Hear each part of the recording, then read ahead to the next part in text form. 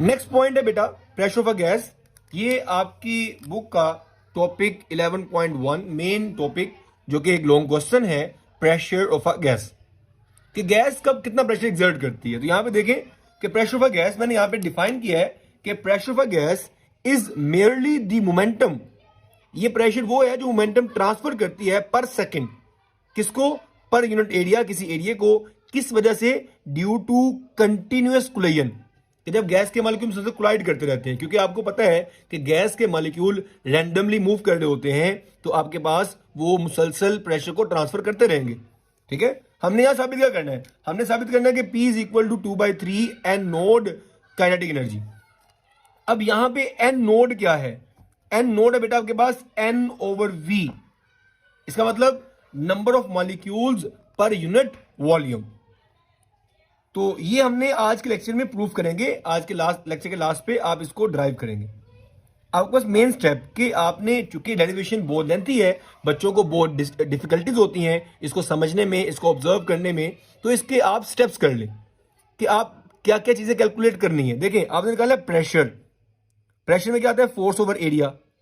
अब प्रेशर के लिए फोर्स चाहिए, फोर्स क्या होती है, rate of change of momentum के, और फिर फोर्स के लिए मोमेंटम चाहिए और टाइम चाहिए, तो मोमेंटम निकालेंगे पहले, चेंज इन मोमेंटम निकालेंगे, फिर टाइम निकालेंगे, फिर फोर्स निकालेंगे, फिर यहां से प्रेशर निकालेंगे। तो ये मेन स्टेप आपने याद रखने हैं। उसके अलावा एक मेन पॉइंट आपने याद रखना है कि जब भी आप मीन निकालते हैं तो मीन कैसे निकालते हैं, तमाम वेलोसिटी को ऐड करते हैं, जितनी वेलोसिटी होती है उन पर डिवाइड कर देते हैं।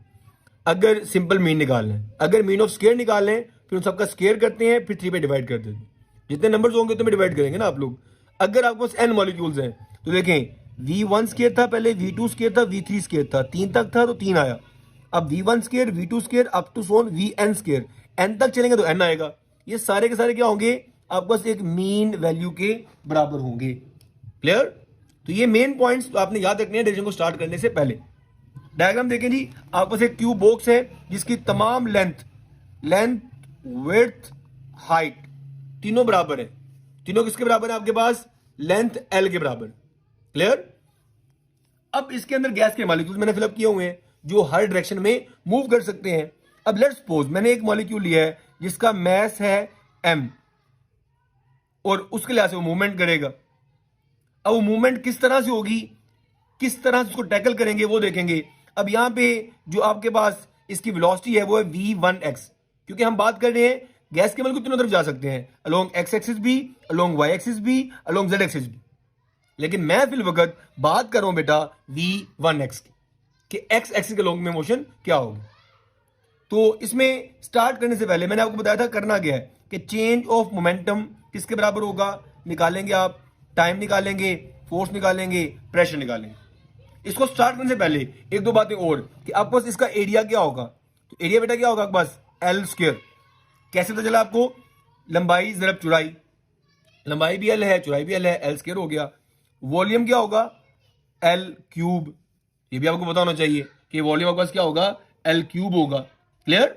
तो उसके बाद अब स्टार्ट डेरिवेशन। अब लेट्स सपोज इस मॉलिक्यूल का इनिशियल मोमेंटम क्या होगा, वो होगा mv1x, और जब ये मॉलिक्यूल जाएगा सामने दीवार से कोलाइड करेगा, टकराएगा, दीवार उसकी मोशन को रिवर्स कर देगी। हमने पहले पढ़ा भी कि गैस के मॉलिक्यूल की जो मोशन होती है वो क्या होती है, परफेक्टली इलास्टिक होती है।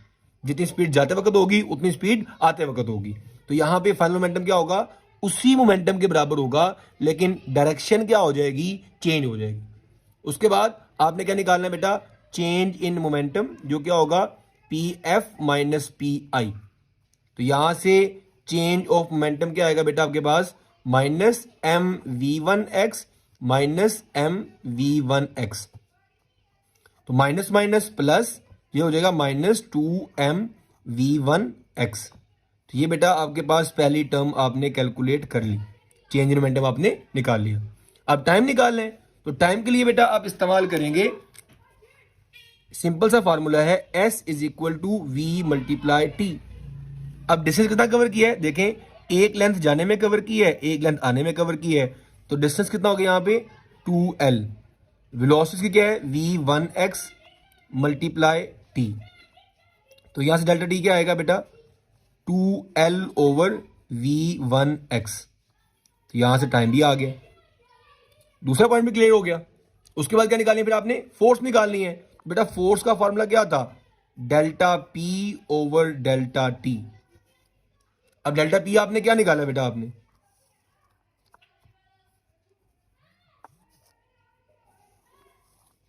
आपने डेल्टा पी निकाला है आपने भी, वो आया है -2m v1x। डेल्टा टी आया है 2l v1x। 2 से बेटा क्या हो गया? कैंसिल। ये बटे के बटे में है, ऊपर जाएगी। जब ये मल्टीप्लाई होगी ऊपर तो क्या हो जाएगा? -mv1x² over l। क्लियर? अब ये आपने फोर्स निकाल ली है। अब यहां पे ये वो फोर्स है जो वॉल ने एक्सर्ट की थी मॉलिक्यूल को वापस भेजने के लिए, लेकिन हमने तो वो फोर्स निकालनी है जो मॉलिक्यूल ने लगाई है। तो याद रखिएगा ये फोर्स आई आपके पास वॉल की, आपने तो निकालनी है मॉलिक्यूल की। तो मॉलिक्यूल की फोर्स क्या होगी आपके पास? वो बराबर होगी वॉल की फोर्स के, लेकिन डायरेक्शन क्या होगी उसकी? ऑपोजिट। इसका मतलब कि force of molecule will be equal to negative of force of wall. तो माइनस माइनस की बेटा क्या हो जाएगा आपके पास? प्लस हो जाएगा। तो mv1x² ओवर l। ये पहले मॉलिक्यूल की फोर्स आ गई। इसी तरह आप क्या कर सकते हैं? दूसरे मॉलिक्यूल की निकाल सकते हैं। जहां पे 1x आ रहा है वहां पे 2x आ जाएगा ओवर l। इस तरह आप कह सकते हैं कि आखिरी मॉलिक्यूल की फोर्स क्या होगी along x axis? mvnx² over l। तो ये आपने तमाम मॉलिक्यूल्स की फोर्स निकाल ली जो अलोंग x एक्सिस है। निकाल लेंगे अलोंग x एक्सिस, जो क्या होगी? fx, f1x, f2x, fnx। तो सभी की वैल्यूज यहां प्लेस कर देंगे। वैल्यूज क्या आएंगी आपके पास? आपने भी निकाली mv1x over l, mv2x over l, mvnx over l।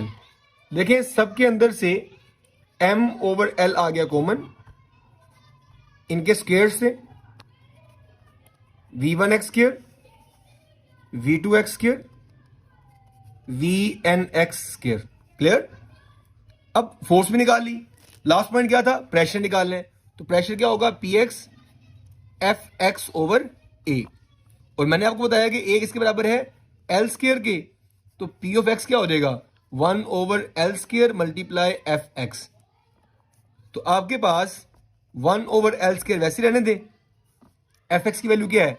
m over l v1x² v2x² up to so on vnx²। जब ये मल्टीप्लाई होगा तो ये हो जाएगा m over l³ v1x² v2x² up to so on vnx²। अब इस पॉइंट को आप मार्क कर लें एज इक्वेशन 1। अब एक फॉर्मूला याद रखना है, डेंसिटी का फॉर्मूला पढ़ा हुआ आपने, मास ओवर वॉल्यूम।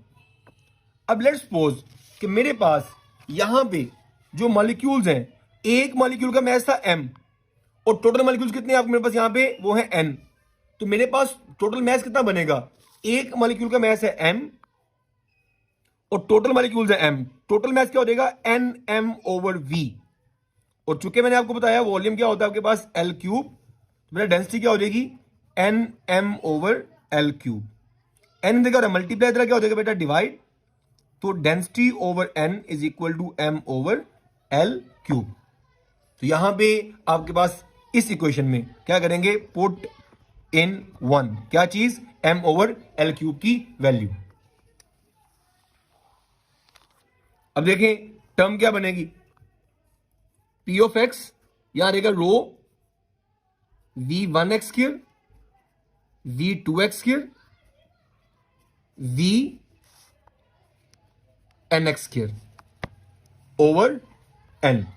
अब मैंने आपको स्टार्टिंग बताया था कि ये किसके बराबर है? मीन स्क्वायर वैल्यू के। तो बेटा p ऑफ x क्या हो जाएगा मेरे पास?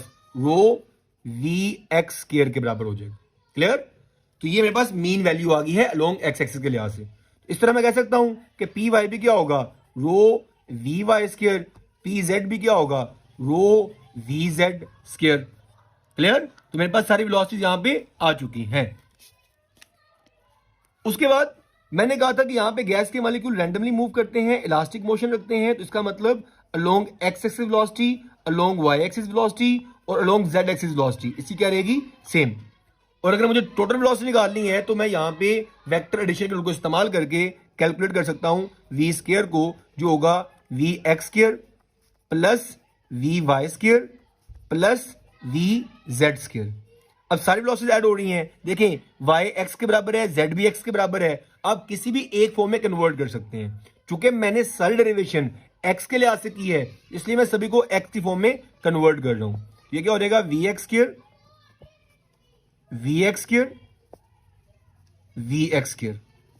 कितना हो जाएगा ये? 3vx square we square. यहां से वी एक्स स्क्वायर बेटा क्या आएगा?